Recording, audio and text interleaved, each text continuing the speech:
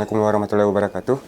Nama saya kalau biasa dipanggil Agam. Kalau di Rinjani saya kadang jadi porter, kadang jadi guide, kadang jadi tim rescue.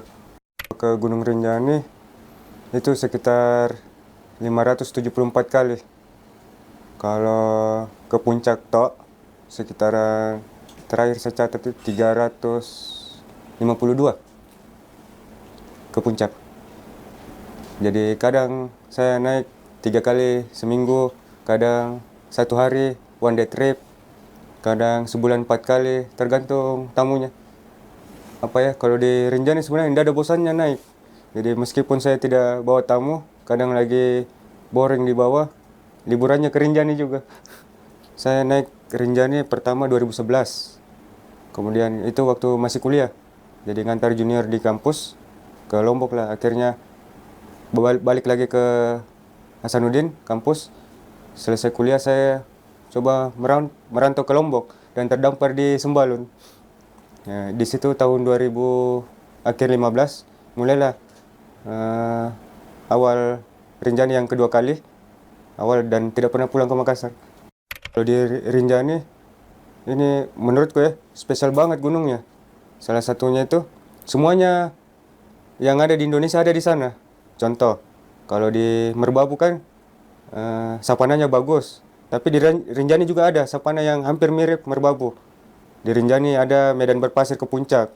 Di beberapa gunung vulkano juga ada. Rinjani ada hot springnya, air panas, permandian air panas. Di Rinjani ada danaunya. Di Rinjani ada hutannya. Pokoknya di Rinjani paling lengkap gunung dan paling indah dan paling banyak pengunjung bulenya.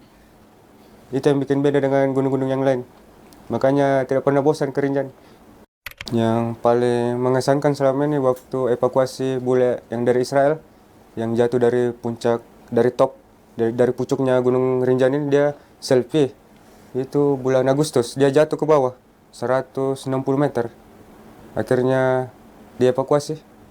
Di waktu itu ada banyak tim relawan gabungan yang bantu evakuasi, tapi di atas nggak ada yang mau turun evakuasi, termasuk teman-teman Basarnas.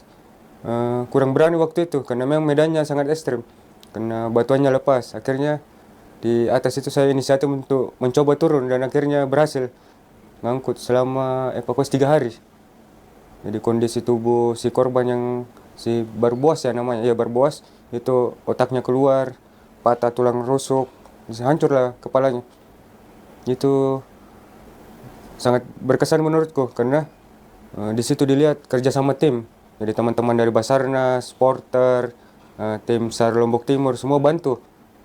Termasuk relawan-relawan dari Mapala, teman-teman Mapala akhirnya bisa kerjasama yang baik sampai jenazah bisa diturunkan, dinaikkan dulu ke puncak baru diturunkan ke desa.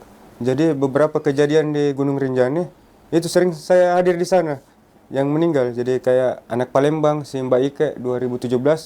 Jadi pas lagi turun ke danau ketemu mayat lagi ngambang di air panas. Akhirnya bantu evakuasi.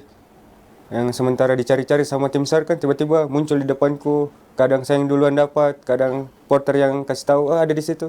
Kadang muncul di mimpi. Kayak bule Israel ini 2 hari sebelum kejadian sudah ku tahu ada di mimpi muncul. Jadi dia kasih tahu di mimpi ada yang jatuh di puncak.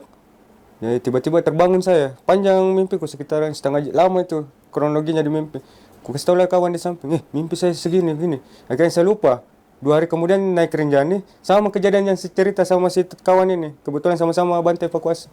Sempat dia bilang, wih kenapa sama ceritamu sama yang di mimpi, sama kejadian ini. Bilang yang mana, yang kemarin kamu cerita. Oh iya, unik juga. Jadi kalau saya pribadi relawan kan, volunteer. Jadi kami biasanya kalau dapat kejadian, kami koordinasi dulu ke teman-teman Polhut, teman-teman Taman Nasional, nelpon ke kantor riset, bang ini ada kejadian begini, gimana? Koordinasi. Kadang kalau butuh gerakan cepat, tidak koordinasi, evakuasi dulu. Kalau masih hidup kan banyak korban pingsan. Saya evakuasi dulu, kalau sudah kondisi sadar, saya laporan, bang ini dapat korban bule, kayak kemarin, dua minggu lalu, ada yang pingsan di jalur Pelawangan ke danau. Awalnya saya kira kecil, jadi saya tanya teman, nanti saya gendong turun ke danau. Jadi dia kan begini, oh bisa lah saya angkat. Pas berdiri, tingginya 198, saya begini, bro, besar sekali badanmu. Akhirnya aku suruh jalan, nggak jadi saya angkat, karena beratnya hampir 130 kilo. Kalau di Rinjani, menurutku ya, gunungnya indah, tapi terlalu banyak orang yang ke sana dan lupa bawa sampahnya pulang. Akhirnya kondisinya kalau foto banyak warna-warni di tanah, tapi beberapa tahun terakhir ini sudah mulai agak bersih dibanding tahun-tahun sebelumnya. Kalau tahun sebelumnya parah banget sampahnya di mana-mana. Tapi sekarang kalau apa namanya, hampir tiap minggu dibersihkan kan, dan agak bersih lah. Kadang memang kondisinya ketika teman-teman baru turun, sampah ini dibawa lari sama monyet. Kadang sampahnya sudah di packing mau dibawa pulang, monyet datang hambur lagi, jatuh di jurang. Jadi banyak faktor yang bikin kotor sebenarnya. Selain itu kesadarannya juga teman-teman, kadang bebannya terlalu berat, mau nambah sampah lagi, dirinya aja susah dibawa pulang, apalagi mau bawa sampah, akhirnya dia tinggal sampahnya. Banyak kejadian seperti itu. Menurutku Bang, harapan paling ini prosedur untuk penanganan sampah betul-betul ditingkatkan. Mulai dari pelaksanaan pengecekan sampah, double check di pos 2, kemudian pas check out betul-betul diperiksa sampahnya, supaya ini ada efek jerah buat teman-teman yang suka tinggalin sampah. Kayak itu untuk sampah. Kemudian untuk safety betul-betul perlengkapan diperiksa juga. Kayak betul tidak ada sleeping bag-nya. Kadang teman-teman naik Rinjani nggak bawa sleeping bag, akhirnya kedinginan di atas. Beruntunglah sekarang ada shelter emergency dan lain-lain, akhirnya banyak bisa digunakan teman-teman untuk berlindung. Iya, kalau menurutku teman-teman kalau mau mendaki, pertama patuhi prosedurnya, SOP-nya. Jadi paling tidak kalau belum pernah ke Gunung Rinjani, sebaiknya pakai guide atau porter biar aman di perjalanan.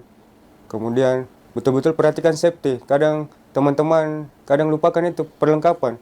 Kadang bawa tenda, pas mau pasang premnya nggak sama. Akhirnya datang hujan, banjir tendanya. Dan mereka lupa bawa jas hujan, hal-hal kecil tapi itu membahayakan. Kadang ke puncak nggak bawa headlamp. Banyak saya temuin bule-bule naik ke puncak malah pakai iPhone senternya. Yang iPhone kan cepat lowbat. Jadi baru setengah perjalanan sudah mati baterai handphonenya. Sudah, akhirnya mereka balik kanan lagi. Tunggu pagi dulu baru turun. Itu kondisi kalau bagus. Kalau keadaan angin kencang atau badai, jadi jatuhnya dievakuasi lagi. Jadi itu menurutku teman-teman kalau mau naik gunung perhatikan paling pertama safety. Karena kasihan juga teman-teman relawan yang stay. Kebetulan di Rinjani kan banyak teman-teman volunteer dari porter, guide yang bisa saja berubah kapan saja jadi potensi SAR. Kasihan karena kalau ada kejadian pasti mereka turun tangan lagi.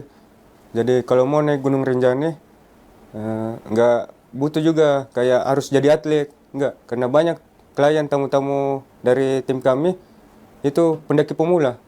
Jadi awal sebelum persiapan 1 bulan biasanya mereka daftarkan, chatting sama kami tim, kami himbau biasanya kami kasih materi-materi, kamu olahraga secukupnya, nggak usah paksa juga, jogging-jogging aja, persiapan fisik, mental, kemudian perlengkapan yang betul-betul safety. Kemudian naik gunung kami biasanya briefing sama dokter, sama ini untuk paling tidak mereka mengerti tentang penanganan kalau ada penyakit gunung kayak mountain sickness, hipotermia. Jadi ada sistem pengetahuan yang dimiliki sebelum naik.